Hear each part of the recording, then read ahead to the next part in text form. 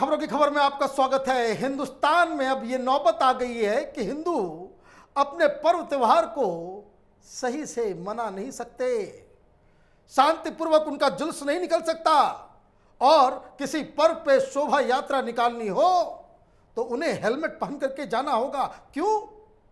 क्योंकि अगर हिंदुओं की शोभा यात्रा निकलेगी तो वर्ग विशेष की तरफ से, समुदाय विशेष की तरफ से उस पे पत्थर फेंके जाएंगे। यह सिलसिला राजस्थान के करौली से शुरू हुआ और रामनवमी के दिन देश के पूरे 7 राज्यों में 100 से ज्यादा जगहों पे हिंदुओं की शोभा यात्रा पे रामनवमी के दिन जो निकाली जाती है उस पे पथराव हुए, आगजनी हुई, लोगों की मौत हुई और दहशत कायम हो गया। कई जगहों पे 144 तो कहीं पे कर्फ्यू लगा दी गई है। क्यों? बस इसलिए कि हिंदू अपने मन से पर्व त्योहार नहीं मना सकते। कभी कहीं पे कोई लाउड स्पीकर का बहाना ले रहा है, कहीं कोई भगवा झंडे को बहुत ही प्रोवोकेटिव बता रहा है, कहीं कोई ये कह रहा है कि गाने अच्छे नहीं बज रहे थे, कोई ये कह रहा है डीजे बजाने नहीं दिया जाएगा। भाई हिंदुस्तान में ताजिए भी निकलते हैं, क्रिश्चियंस का भी कुछ निकलता है, सिखों का भी निकलता है। हर समुदाय के लोग अपने अपने धर्म के मुताबिक शोभा यात्रा, जुलूस, रैलियां करते हैं। कभी पत्थरबाजी की तो घटना होती नहीं। लेकिन ऐसा क्या हुआ है हिंदुस्तान के अंदर कि ये जो 7 राज्यों में 100 से ज्यादा जगहों पे ये जो पत्थरबाजी की घटना हुई है वो एक सोची समझी रणनीति है, सोची समझी साजिश है और इसके पीछे इस्लामिक संगठनों का ये जो लोगों को रेडिकलाइज करने का, जहर फैलाने का जो काम समाज में हो रहा है उसके लिए जिम्मेदार है।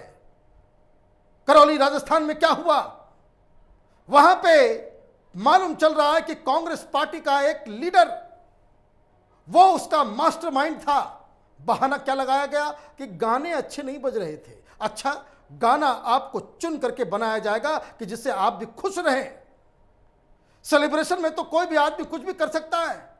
इतना ही नहीं, रामनवमी मनाना जेएनयू के अंदर पाप हो गया।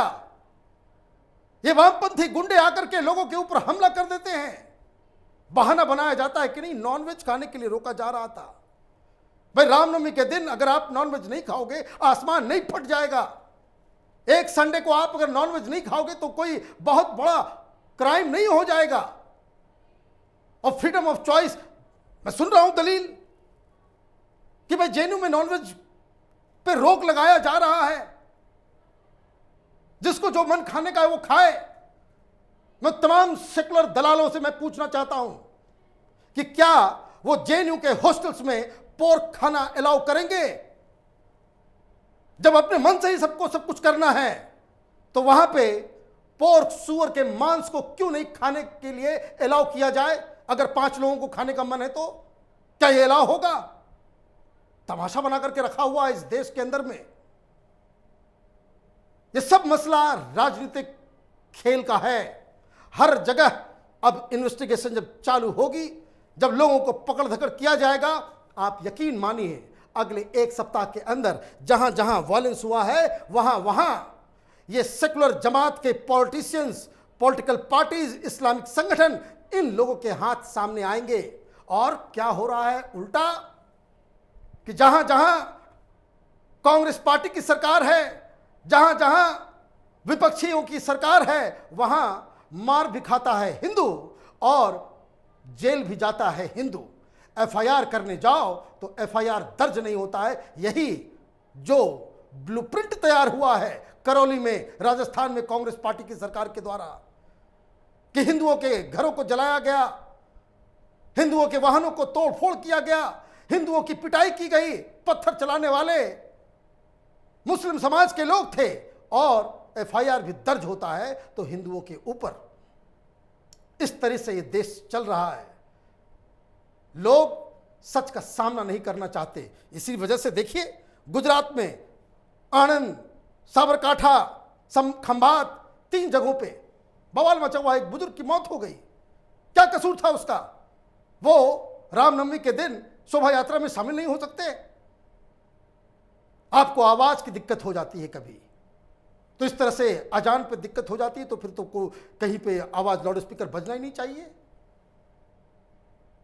इसी तरीके से मध्य प्रदेश के अंदर, मध्य प्रदेश में तो कोहराम मचा हुआ है। खैर, वहां की पुलिस लाठी बजा रही है और दंगाइयों को पकड़ रही है। 77 लोग गिरफ्तार हो चुके हैं। 27 जगहों में, एक राज्य में 27 जगहों पे आगजनी और ये रामनवमी के जुलूस को रोकने का काम किया गया।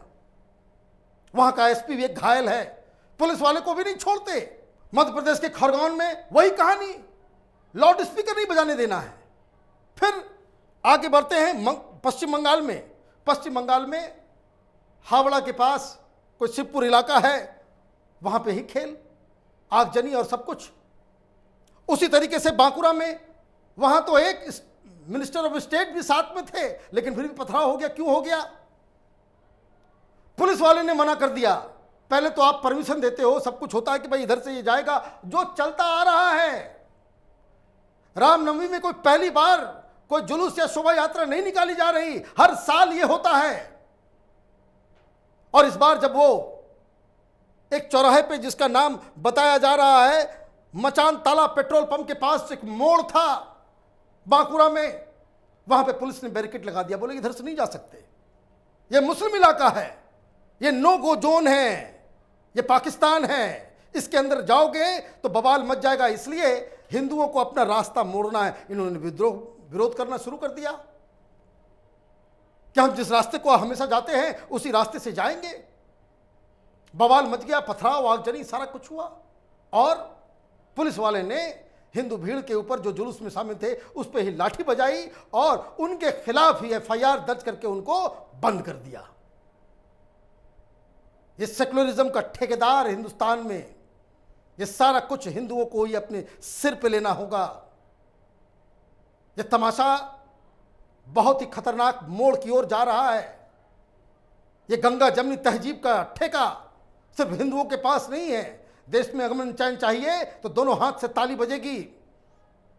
दोनों ही समुदाय के बीच में सामंजस्य स्थापित करना होगा। कोई एक समाज अपनी जिद पर रहे और वो भीड़ इकट्ठे करके पथराव कर सकता है, इसलिए हिंदुओं की रैलियां नहीं निकलेगी, शोभा यात्रा नहीं निकलेगी, ये कहीं का न्याय नहीं है। यही हाल जो फॉर्मूला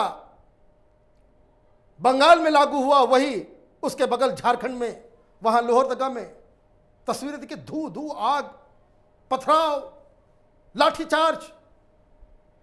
और किस लिए? बस वही कारण, एक से एक बहाना, आवाज तो डीजे, नारे अच्छे नहीं लग रहे।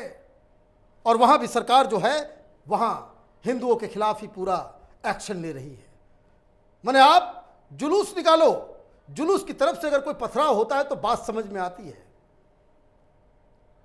आपने जुलूस निकाला नहीं, अगर छत पे आकर के लोग ने जो है, ये पूरा का पूरा मॉडल ये राजस्थान के करौली में जो हुआ उसका ही पूरा फोटोकॉपी हर जगह चल रहा है। और सबसे अनहोनी और सबसे, हालांकि अनहोनी आपके लिए हो सकता है, हमारे लिए तो ये तमाम जो सेकुलर ब्रिगेड के लीडर्स हैं, कहाँ है ममता बनर्जी, राहुल गांधी, अखिलेश यादव, तेजस्वी यादव, शरद पवार, ये तमाम लोग जो खुद को सेकुलर बताने का उसको दम्भ भरते हैं, एक भी शख्स कोई ये नहीं कह रहा कि जो हो रहा है वो गलत है। इस देश में हर धर्म को अपने हिसाब से इस तरह के सेलिब्रेट करने का मौका मिलना चाहिए। लेकिन आप ये काम, ये सारी पाबंदियां वो हिंदुओं के ऊपर ही। कल खबर आई थी कि मनसे के लोगों ने शिवसेना भवन के सामने हनुमान चालीसा बजाना शुरू किया, गिरफ्तार कर लिया गया। मैंने इस देश में अजान सुनने में सबके कान में शहद घुस जाता है और हनुमान चालीसा सुनते ही ऐसा लगता है किसी ने शीशे को गला करके कान में डाल दिया है, गिरफ्तार करके उसको अंदर डाल दो। ये अच्छी स्थिति नहीं है। और ये तमाम लोग कहेंगे कि मुस्लिम डरा हुआ है। तमाम लोग कहेंगे कि जब से बीजेपी की सरकार आई है तब से मुसलमानों के ऊपर अत्याचार हो रहा है।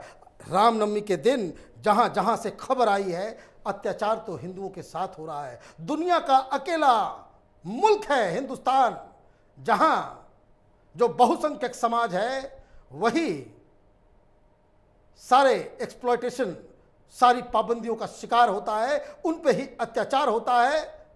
राजनीतिक दल करते हैं, सरकारें करती है, पुलिस करती है। इन सारे केसेस की जांच और जांच के बाद जो कहानी सामने आएगी तो सारे लोग चुप हो जाएंगे, क्योंकि आज के ज़माने में वीडियोस हैं। करौली में देखिए किस तरीके से एक चुपचाप एक रैली जा रही थी, भगवा झंडा के साथ डीजे बज रहा था और किस हिसाब से उस पर हमला किया गया। ये मॉडल अब हर जगह लागू होगा। राज्य सरकारों को, मुख्यमंत्रियों को, देश के गृह मंत्री को इन प्रॉब्लम्स के ऊपर कुछ सोचना पड़ेगा।